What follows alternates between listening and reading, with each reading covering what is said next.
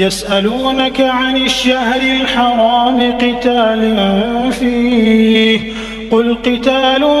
فيه كبير وصد عن سبيل الله وكفر به والمسجد الحرام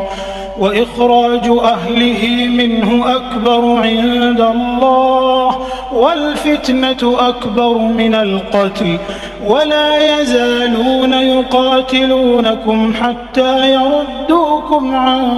دينكم إن استطاعوا ومن يرتد منكم عن دينه فيمت وهو كافر فأولئك حبطت أعمالهم في الدنيا والآخرة وأولئك أصحاب النار هم فيها خالدون.